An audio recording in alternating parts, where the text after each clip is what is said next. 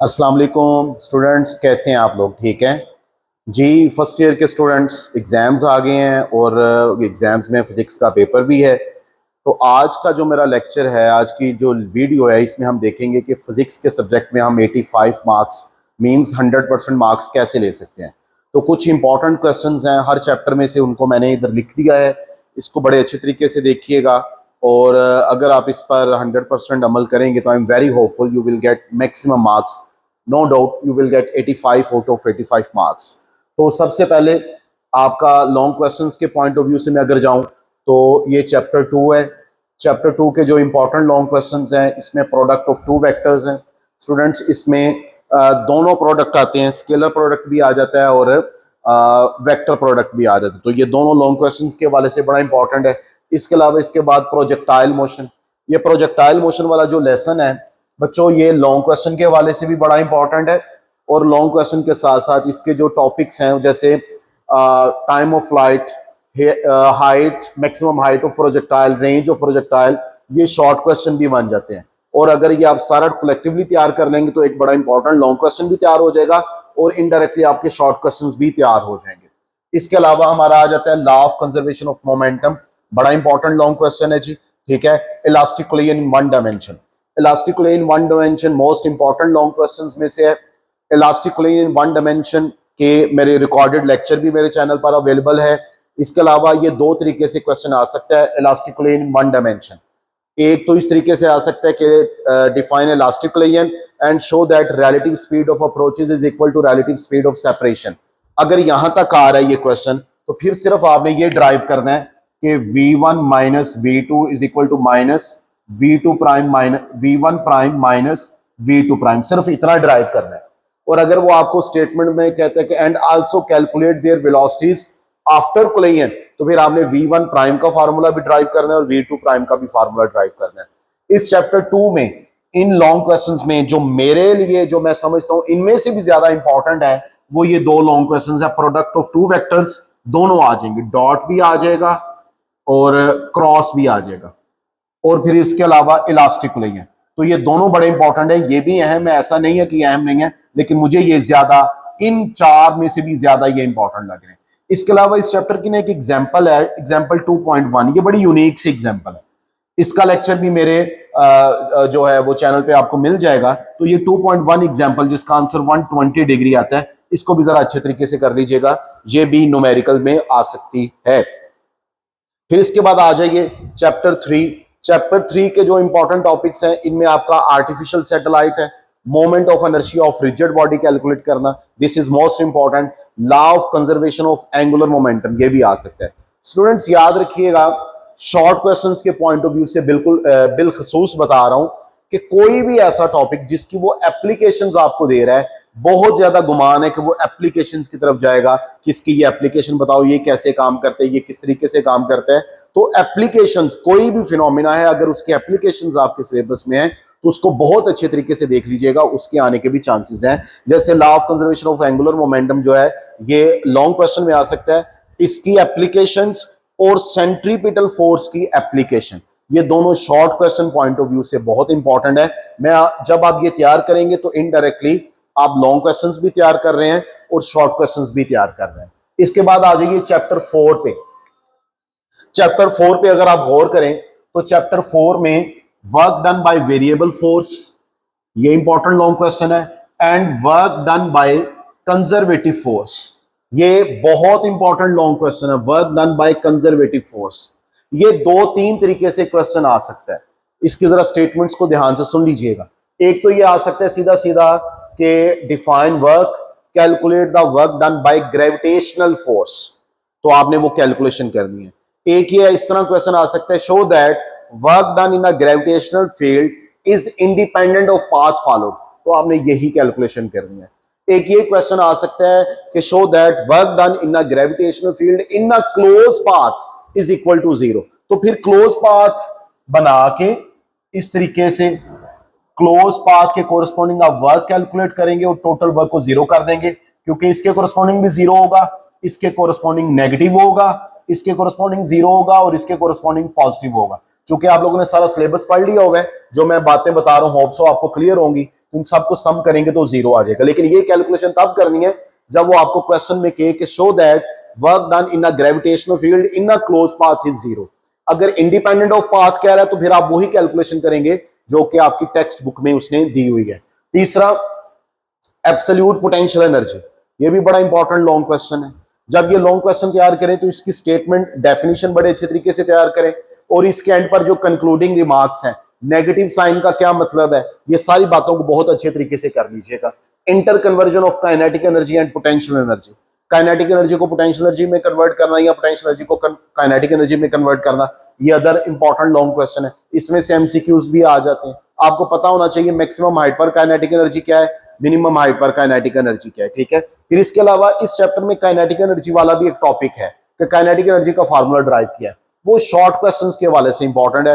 आपको short question में derivation दे सकता है, अगर वो लॉन्ग में देता है तो ये तो वारे न्यारे हो जाएंगे, अदरवाइज वो शॉर्ट क्वेश्चंस में जो है वो डेरिवेशन आ सकती है। चैप्टर 5 पर आइए, थोड़ा सा लेंथी चैप्टर है, सॉलिड और लिक्विड दोनों को उसने मिक्स कर दिया।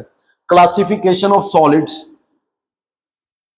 आपके पास क्रिस्टलाइन सॉलिड है, पॉलीमर्स है या एमॉर्फस है, कोई एक शॉर्ट क्वेश्चन आ सकता है, कोई दो मिला के लॉन्ग क्वेश्चन पूछ सकता है। तो ये लॉन्ग क्वेश्चंस भी हैं, शॉर्ट क्वेश्चंस भी हैं। Elastic deformation and plastic deformation and elastic limit, very important long question from solid portion. Solid portion से ये बड़ा इंपॉर्टेंट टॉपिक है, और ये स्ट्रेन एनर्जी वाला। स्टूडेंट्स एक और बात याद रखिएगा, मैं इधर लिखना भूल गया हूं, आपके इसमें कुछ उसने मॉडुलस डिस्कस किए हुए हैं जिनको आप इलास्टिक मॉडुलस कहते हैं। इलास्टिक थोड़ा सा रफ हो जाएगा, जरा गौर कीजिएगा। जो आपके इलास्टिक मॉडुलस है ना, ये शॉर्ट क्वेश्चंस के हवाले से बड़े इंपॉर्टेंट है। यंग्स मॉडुलस क्या है, ठीक है, इस तरह की जो या स्ट्रेस क्या है, स्ट्रेन क्या है, शॉर्ट क्वेश्चन जरा तैयार कर लीजिएगा, शॉर्ट क्वेश्चंस में वो आ सकते हैं। ये चैप्टर 5 का सॉलिड वाला पोर्शन है। अगर आप लिक्विड वाले पोर्शन में जाओगे तो अर्शिमीदेस प्रिंसिपल डायरेक्ट शायद आपसे ना पूछे, क्योंकि 9th क्लास पे लेवल पे भी पढ़ा हुआ है, उसकी एप्लीकेशंस बड़ी इंपॉर्टेंट है। These are very very important from short questions point of view as well. Applications are very important from short questions point of view, अच्छे तरीके से देख लीजिएगा, ठीक है। फिर equation of continuity a1 v1 is equal to a2 v2, और Bernoulli equation, most important long questions, important long questions हैं। Equation of continuity and Bernoulli equation, terminal velocity भी है, टर्मिनल वेलोसिटी भी ओके एक दो दफा आया हुआ है पास पेपर्स में मैंने देखा है, लेकिन equation of continuity Bernoulli equation liquid portion में ये मोस्ट इंपॉर्टेंट है। ओके, इसके बाद चैप्टर 3 आ जाता है जी, थर्मोडायनामिक्स। थर्मोडायनामिक्स में second law of thermodynamics long question के पॉइंट ऑफ व्यू से बहुत इंपॉर्टेंट है, सेकंड लॉ ऑफ थर्मोडायनामिक्स को डिस्कस करना। फिर इसके अलावा आपके पास कार्नो इंजन आ जाता है, बच्चे नॉर्मली इसको कार्नेट बोलते हैं, टी साइलेंट होता है, दिस इज कार्नो इंजन। तो कार्नो इंजन का लॉन्ग क्वेश्चन आ जाता है, आपने इसकी PV diagram, pressure volume graph वाली डायग्राम बनानी है, एफिशिएंसी वगैरह सारी आपने डिस्कस करनी है। इस दफा उन्होंने एक एप्लीकेशन ऐड की है, रेफ्रिजरेटर, नए सिलेबस में, ये पुराने सिलेबस में नहीं था।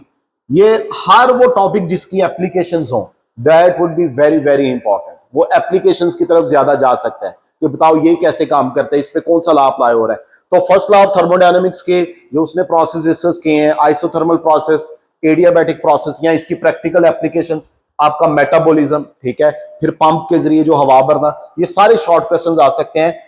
रेफ्रिजरेटर, इसकी एफिशिएंसी वगैरह जो भी है वो सारे शॉर्ट क्वेश्चंस आ सकते हैं। एंट्रोपी चूंकि बड़ा इंपॉर्टेंट कॉन्सेप्ट है तो इसके रेलेवेंट एमसीक्यूज या शॉर्ट क्वेश्चंस भी बन जाते हैं। ये आपका चैप्टर 6 है। चैप्टर 7 में stationery waves in string and air column, ये अच्छा खासा इंपॉर्टेंट लॉन्ग क्वेश्चन है। मैं ये कतई नहीं कह रहा कि ये सारा इकट्ठा आएगा, इकट्ठा नहीं आएगा। अगर स्ट्रिंग वाला आएगा तो एयर कॉलम वाला नहीं आएगा, अगर एयर कॉलम वाला आएगा तो स्ट्रिंग वाला नहीं आएगा, एक आएगा, लेकिन इन दोनों में से कोई है। और डॉपलर इफेक्ट, डॉपलर इफेक्ट की कोई एप्लीकेशन आ सकती है। Applications these are very important for short questions and MCQs, ठीक है। मेरा ज्यादा जो झुकाव है, मेरा गुमान ये है कि वो स्टेशनरी वेव्स में से कोई आपको लॉन्ग क्वेश्चन दे देगा, चाहे एयर कॉलम में से दे दे। एयर कॉलम के भी दो ऑप्शंस हैं, organ pipe open at both ends या organ pipe open at one end, कुछ भी आ सकता है, या स्ट्रिंग में भी पूछ सकता है। डॉपलर इफेक्ट का केस आना चाहिए, इसकी applications are very very very important. इतनी इंपॉर्टेंट जितना आप समझ भी नहीं सकते, आप सोच भी नहीं सकते। बहुत इंपॉर्टेंट है, शॉर्ट क्वेश्चंस के पॉइंट ऑफ व्यू से बहुत अच्छी तरीके से तैयार कर दीजिएगा। बीट्स की डेफिनेशन आनी चाहिए और इसकी आपको एप्लीकेशंस आनी चाहिए, एप्लीकेशंस इसकी भी बड़ी इंपॉर्टेंट है। चैप्टर 7 हो गया। चैप्टर 8 है जी, आपके पास ऑप्टिक्स से रिलेटेड है, 2 लॉज है इसमें, ब्रेस्टर लॉ है, मेलिस लॉ है, ये अच्छी तरीके से तैयार कर दीजिएगा। और इंटरफेरोमीटर, नए टॉपिक्स उसने ऐड किए हैं, थोड़े से लेटेस्ट इंफॉर्मेशन को ऐड किए, उसमें इंटरफेरोमीटर आ रहा है। और स्टूडेंट्स इसमें लाइगो भी है, वर्गो भी है। जब इंटरफेरोमीटर तैयार करोगे तो इनडायरेक्टली कहीं ना कहीं ग्रेविटेशनल वेव्स का जिक्र आएगा। ग्रेविटेशनल वेव्स को, इसकी टाइप्स को, ये जनरेट कैसे होती हैं, ये वो शॉर्ट क्वेश्चंस में ले सकते हैं। तो इस हवाले से भी जरा इसको अच्छे तरीके से तैयार कर लीजिएगा। चैप्टर 8 से फिर इधर हम चैप्टर 9 पर आ रहे हैं। चैप्टर 9 है हमारा electrostatics and current electricity. Once again लंबा चैप्टर है, इसमें चूंकि चैप्टर लेंथ ही है तो टॉपिक भी थोड़े ज्यादा होंगे। Coulomb law, long question. Electric flux through a close surface enclosing a charge, important long question. Electric potential, ये बड़ी दफा लॉन्ग क्वेश्चन आया हुआ है। और इलेक्ट्रिक पोटेंशियल का एक टॉपिक है पोटेंशियल ग्रेडियंट। पोटेंशियल ग्रेडियंट, ये भी लॉन्ग क्वेश्चन के पॉइंट। करंट थ्रो, ये यहां तक जो पोर्शन है ये इलेक्ट्रोस्टैटिक के रेलेवेंट है। अब आगे करंट इलेक्ट्रिसिटी आ गई, तो इसके टॉपिक्स हैं करंट थ्रू मेटालिक कंडक्टर, ये लॉन्ग क्वेश्चन आ सकते हैं। Resistivity and it's dependence upon temperature, very important, this is very important. Resistivity and it's dependence upon temperature. EMF end voltage, इसके डिफरेंसेस शॉर्ट क्वेश्चन में आ सकते हैं। बताओ EMF में और वोल्टेज में कंट्रास्ट क्या है, सिमिलरिटीज क्या है, डिफरेंसेस क्या है, ये शॉर्ट क्वेश्चन के पॉइंट ऑफ व्यू से भी इंपॉर्टेंट है। Kirchhoff rules, first rule and second rule, कोई एक शॉर्ट क्वेश्चन आ सकते हैं, दोनों को मिला के लॉन्ग क्वेश्चन बन सकता है। और पोटेंशियोमीटर, ठीक है, क्योंकि चैप्टर लंबा है लिहाजा टॉपिक्स भी थोड़े से ज्यादा हो जाएंगे। इसके बाद थर्मिस्टर और एलडीआर, लाइट डिपेंडेंट रेजिस्टर, इसकी एप्लीकेशंस बड़े अच्छे तरीके से तैयार कर लीजिएगा, सर्किट बड़े अच्छे तरीके से तैयार कर लीजिएगा, ये शॉर्ट क्वेश्चंस में आ सकते हैं। चैप्टर 10 नीचे आ जाइए। चैप्टर 10 में motion of charge particle in magnetic field, ये इलेक्ट्रोमैग्नेटिज्म से रेलेवेंट है। 2 लॉन्ग क्वेश्चन मेरे हिसाब से बन रहे हैं, motion of charge particle in magnetic field, दूसरा है इंड्यूस्ड ईएमएफ एंड फ्राडेज लॉ, ये 2 लॉन्ग क्वेश्चन बन रहे हैं। फिर फेरो फ्लूइड वाला जो पोर्शन है नया ऐड किया है, नई एप्लीकेशंस हैं, ये फिर मैं कह रहा हूं ये शॉर्ट क्वेश्चंस के हवाले से इसके कुछ इंपॉर्टेंट टर्म्स हैं वो जिसमें स्पाइक्स वगैरह बनती हैं, अंडरलाइन कीजिएगा। और सेस्मोमीटर जो अर्थक्वेक को मेजर करने वाले डिवाइस है, ये भी शॉर्ट क्वेश्चन में उसकी एप्लीकेशन पूछ सकता है। ये आपका चैप्टर 10 है। अब चैप्टर 11 पे आ जाइए, छोटा सा चैप्टर है। ज्यादातर जो चैप्टर 11 है इसमें वो शॉर्ट क्वेश्चंस को डील करेगा। स्पेशल थ्योरी ऑफ रिलेटिविटी, एक छोटा सा ये चैप्टर है, उसके जो रिजल्ट्स हैं उनमें से कोई एक रिजल्ट वो शॉर्ट क्वेश्चन में पूछ सकते हैं कि बताओ इससे क्या मुराद है, इसका क्या मतलब है। Is equal to MC square, length contraction, mass variation, time dilation, ये सारे शॉर्ट क्वेश्चंस आ सकते हैं, ठीक है जी। चैप्टर 12 का इसके साथ पेयर है, इसमें रेडियो एक्टिविटी वाला अल्फा बीटा गामा डिके, ये जो रेडिएशंस हैं, पेयर प्रोडक्शन और एनिहिलेशन हो, बिलखसूस रेडियो एक्टिविटी वाला लॉन्ग क्वेश्चन के तौर पर आ सकता है। ये पेयर प्रोडक्शन और एनिहिलेशन ऑफ मैटर मिला के लॉन्ग क्वेश्चन बना सकता है, या इन दोनों में से कोई एक जो है वो शॉर्ट क्वेश्चन पे आ सकता है। जो पार्टिकल्स हैं जिसमें हिग्स बोजान है, क्वार्क्स हैं, बोसॉन्स हैं, मिजॉन्स हैं, ये आपके पास इसके शॉर्ट क्वेश्चंस और एमसीक्यूज बड़े आएंगे। और ये वो पोर्शन है जिसमें नॉर्मली स्टूडेंट्स के जो मार्क्स हैं वो माइनस होते हैं, इनको जरा बहुत अच्छे तरीके से देख लीजिएगा। लास्ट पे जरा इधर गौर कीजिएगा, मैंने यहां पर आपको, ये आपको पता भी होगा, मैंने इधर चैप्टर्स लिख दिए हैं, चैप्टर 1 2 3 4 5 6 7 8 9 10 11 12, और मैंने आपको हर चैप्टर में से आने वाले एमसीक्यूज बता दिए हैं कि हर चैप्टर में से कितने एमसीक्यूज आएंगे। जरा गौर कीजिएगा, अगर मैं एमसीक्यूज पॉइंट ऑफ व्यू से बात करूं तो चैप्टर 5 में से 2 एमसीक्यूज हैं, चैप्टर 7 में से 2 एमसीक्यूज हैं, चैप्टर 9 में से 2 हैं, 10 में से 2 हैं, 12 में से 2। तो ये 2 एमसीक्यूज वाले चैप्टर हैं, बाकी सब में से एक एक है। ये तो एमसीक्यूज वाली डिवीजन हो गई। नीचे जरा बच्चों शॉर्ट क्वेश्चंस पे आओ, जरा गौर कीजिएगा। शॉर्ट क्वेश्चन चैप्टर 3 में से 4 शॉर्ट क्वेश्चंस आने हैं, जरा ये नोट कर लीजिएगा। चैप्टर 4 में से भी 4 आने हैं, 5 में से भी 4 आने हैं, चैप्टर 3 4 5 तीनों में से 4 शॉर्ट क्वेश्चंस आने हैं, चैप्टर 7 में से भी 4 शॉर्ट क्वेश्चन आने हैं, ओके, फिर 9 में से 3 है, 10 में से 3 है, 12 में से 2 है। अब गौर कीजिए, आप 33 शॉर्ट क्वेश्चंस है, आपने 22 शॉर्ट क्वेश्चंस अटेम्प्ट करने हैं। 4 8 12 16, 16 और 3 19, 19 और 3 20, 21 और 1 22, 22 शॉर्ट क्वेश्चंस आपके इधर अटेम्प्ट हो रहे हैं। ठीक, जरा ये काउंट करें, 16 और ये आपके पास आ गए 17 18, 18 और 18 और 3 ये आ गए आपके पास 21, 21 और 3 गालबन 24 बन गए। सॉरी, 22 शॉर्ट क्वेश्चंस आपके यहीं पर अटेम्प्ट हो रहे हैं। ठीक है, तो इनको बात करने का मकसद ये है कि ये जो चार वाले चैप्टर्स है ना, ये जरा बड़े अच्छे तरीके से देख लीजिएगा।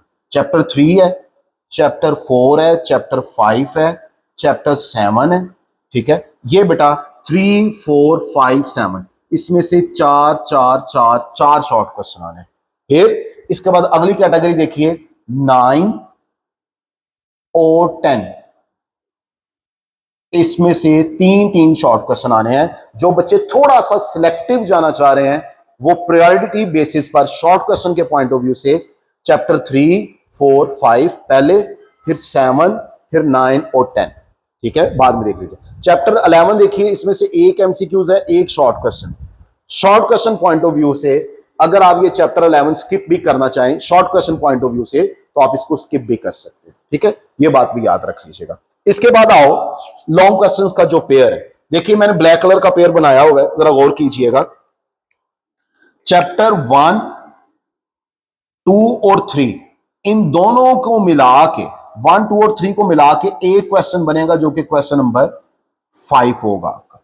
हर क्वेश्चन के दो पार्ट्स होंगे, एक होगा ए पार्ट, एक होगा बी पार्ट।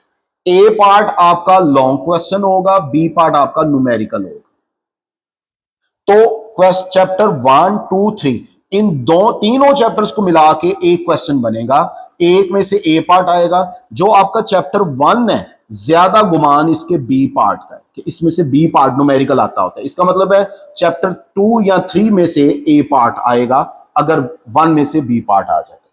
इसके बाद ये क्वेश्चन नंबर 5 है। क्वेश्चन नंबर 6 आएगा 4 5 6 में से। चैप्टर 4 5 और 6 मिला के एक लॉन्ग क्वेश्चन बनेगा। ठीक है, इसी तरह 7 और 8 मिला के 7 और 8 मिला के आपका दूसरा लॉन्ग क्वेश्चन बन रहा है। स्टूडेंट जरा पीछे आइए, चैप्टर 4 5 6 अगर ये तीन चैप्टर आप तैयार कर रहे हैं बड़े अच्छे तरीके से, जरा बात ध्यान से सुनिएगा। अगर तीन चैप्टर आप बड़े अच्छे तरीके से तैयार कर रहे हैं तो इसका मतलब है 4 जमा 4 8 शॉर्ट क्वेश्चंस आप तैयार कर रहे हैं, प्लस 2 10 शॉर्ट क्वेश्चंस तैयार कर रहे हैं आप। 1 2 और 3 और 1 4 10 शॉर्ट क्वेश्चंस, 4 एमसीक्यूज आप तैयार कर रहे हैं अगर आप ये तीन चैप्टर बड़े अच्छे तरीके से तैयार कर रहे हैं। और 4 एमसीक्यूज का मतलब है 4 मार्क्स, 10 शॉर्ट क्वेश्चंस का मतलब है 20 मार्क्स, 2 नंबर का एक शॉर्ट क्वेश्चन। 20 और 4 24, और अगर आप लॉन्ग क्वेश्चन और वो भी कर रहे हैं तो 8 इसमें और ऐड कर दीजिए, 8 मार्क्स और ऐड हो जाएंगे 24 में। जब आप 8 मार्क्स और ऐड करोगे तो गालबन 32 मार्क्स बन जाएंगे।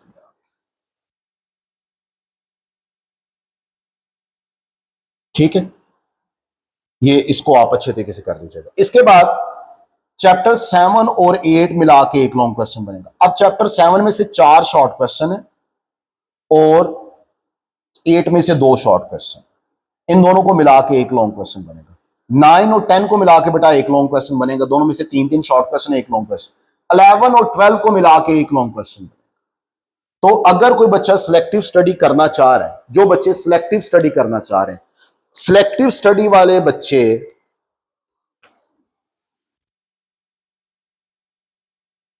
इसको ध्यान से देख लें, ये वाला पोर्शन। और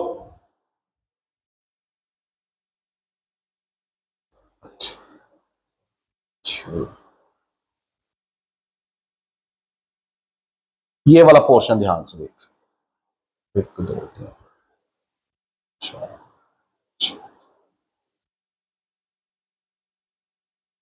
ये वाला पोर्शन।